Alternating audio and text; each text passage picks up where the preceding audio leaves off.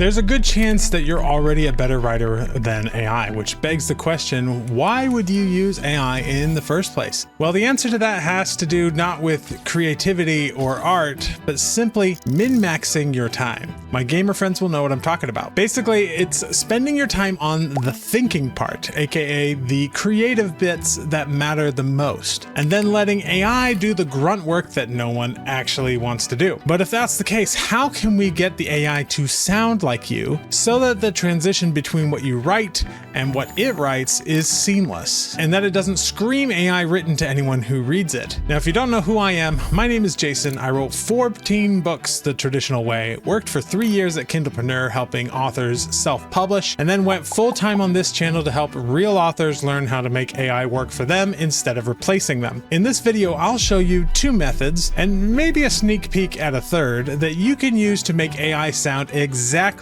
like you. Let's get into it. For this process, we're going to need a prompt, and we're going to need an elaborate prompt that does a lot of things. So this right here is the prompt that we are looking at, and it is 3 pages long. So I'm going to just let you pause and take a screenshot of each of these 3 pages. Here's the first one, here's the second one, and here's the third one. But let's briefly go through these. It starts out, I'm not going to read the whole thing, but it starts out, you are going to be given writing samples from an author. I want you to draft a prose style sheet, giving instructions on how to write like these samples, and even including small snippets from samples as examples of your recommendations. This style sheet is intended for use by an LLM to write fiction in the same style. Be sure to frame your response as instruction on how to write in this style. So you are not just making observations, you're giving instruction. Follow these rules carefully. Base all observations only on the provided samples. Describe patterns, analyze the writing, create the style guide, etc. Based on these different things right here. So there's a bunch of these. Narrative rhythm is what we start with, and I ask it to give me a 1-2 sentence summary and then have a bulleted list of specific examples from your work. This is just the general cadence and stuff. We have close versus distant POV. This is one of those that I would call fiction specific. So if you're writing nonfiction or academic writing, this prompt will need to be adjusted to allow for that, because we have things like point of view and dialogue that would not apply to a nonfiction thing. But because this channel is all about creative writing, it is designed specifically for fiction. So close versus distant POV. Most books these days are written in a sort of deep point of view where you're kind of in the character's head, even if it's in a third person type of thing. And then it gives evidence of that. Then it looks at formality. Is it very informal or neutral or very formal? What's the overall tone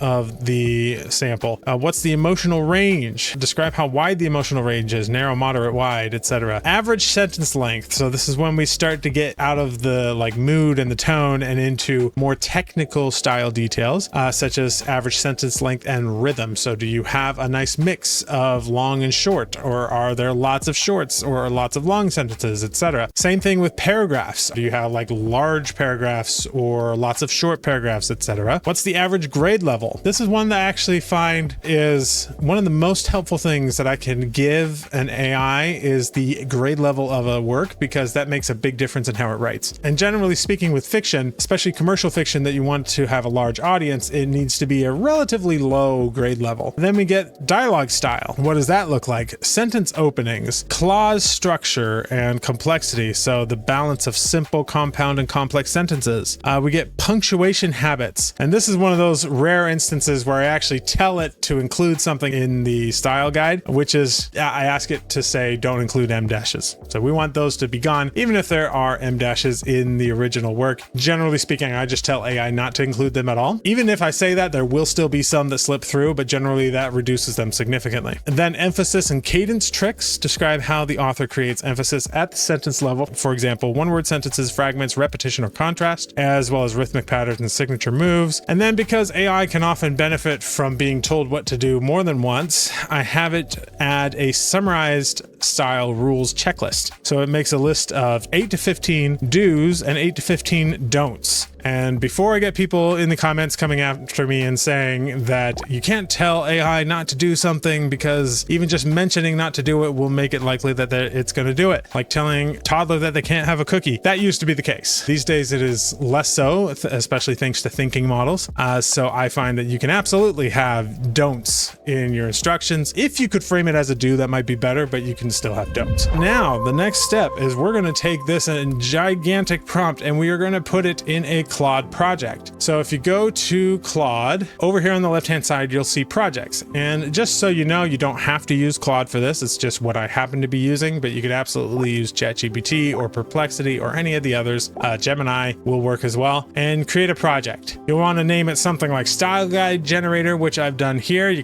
And if you go into that, you'll see this section that says instructions. You'll want to edit those instructions and paste the prompt in here. All right, now I've already done that, so I don't need to do it again. At this point now, we want to create our style guide. So to do that, we need to supply it with an example of your prose. Now I'm just going to grab a couple of chapters from one of my books that I have here in a document, and I'm just going to paste those things in here. Just for fun, I'm going to see what Fable 5 does, because this is, as I'm recording this model just came out. So I'm going to just see what that does. But usually I use Opus or another strong thinking model for this process, because I want it to give me well thought out examples of all of the things that it's doing. Sometimes with these style guides, a less smart model can give me instructions that I actually don't want it to do, that don't actually make sense. So having a powerful thinking model helps to mitigate some of those issues. So here it goes. It is now giving me my style guide. Got the narrative rhythm. We've got close versus POV. Here it says write in a very close, deep point of view, which is perfect because that's what the samples that I gave it are written in. The narration is fused with the viewpoint character's perception, opinions, and moment-to-moment reasoning with almost no narrative distance or authorial commentary. Render thoughts directly in the narration without italics or she thought framing. Oh, that's perfect, because that's exactly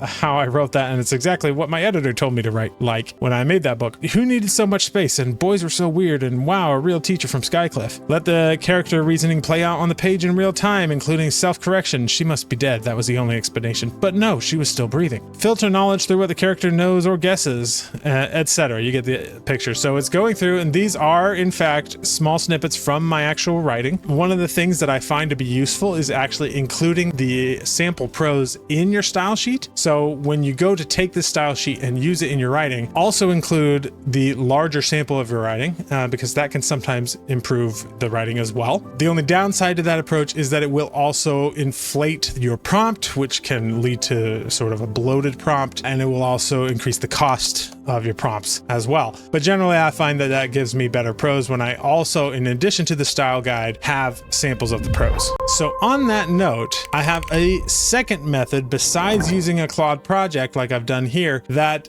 I think makes it a little bit more concise and just a little bit better overall without increasing the work. What I'm talking about here is an automation. In this case, this is an N8N automation that I've developed. It's a relatively simple one, as you can see, just 4 steps here. And it's actually really more like 2 steps, as you'll see, because these first 3 are kind of the same thing. What happens with this automation is I say execute workflow, and it'll pull up a form that looks something like this. I'll select my broad genre that this falls into, which in my case is fantasy, and then there are the options to put 3 different writing samples here. So if you have samples from more than one book, or maybe a short story or something like that you want to include, you can put all 3 of those here rather than just one like what I showed off in Claude. Now, of course, you could do that in Claude too, but I find this makes the process a little easier, and I'll show you why. So after this is triggered, it moves on to this first step, which if we open up the prompt for this, looks something like this. First, it looks at the writing sample that it was given, just one of the 3, and it says your task is to look at the above writing sample and select passages for it to use later. The first passage is 400 words of general text for more calmer moments that has more description and such with less dialogue or action. Reproduce these 400 words verbatim. And then I have it select 400 words of the text that have more dialogue and conversation, and then select 400 words of an action scene or highly dramatic moment. If it's not action, like some romance books, for example, will have drama but not so much action. And if the sample appears to be a comedy or has highly comedic moments, also include 400 words of a comedic scene. So that one's optional. It won't necessarily run, but if there is comedy, it will grab that. Now, the reason I do this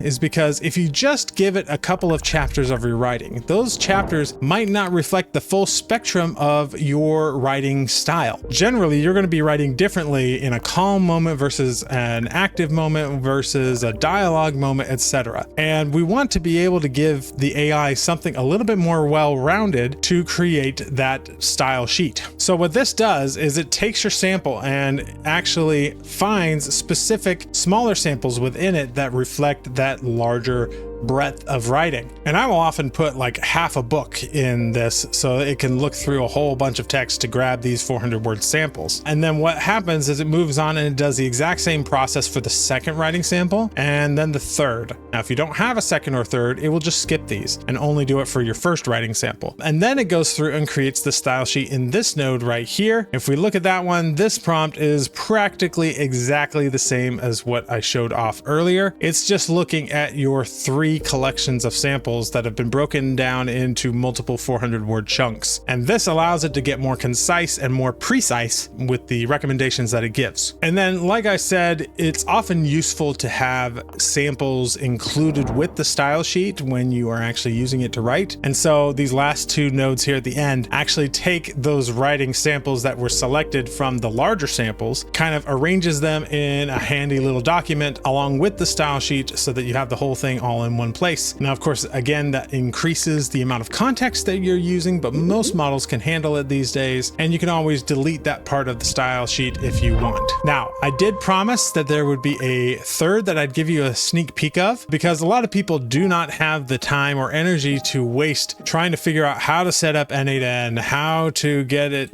connected to Google Docs and all of this, which is a real pain. And thankfully, I've been working on a solution behind the scenes for a while now, and that is my own Story Hacker tool that is called Story Hacker OS. And here's just a brief look at it. I'm not going to get into this now, but I will be announcing more on this in the near future. This tool will have built into it essentially this whole writing sample process, but without the pain of having to set up N8N and make sure everything's working. In this case, it'll just run through this automation in a much more accessible format, and it'll be super easy. All you have to do is provide it with the samples and it will go through this entire process all for you. This tool will be exclusive to the Story Hacker AI membership, which you can find a link to down below. In addition to this tool, we have a whole bunch of education and live calls. You get direct access to me inside of that group and a whole bunch of other stuff. So check that out if that sounds interesting to you, and I will see you in the next video.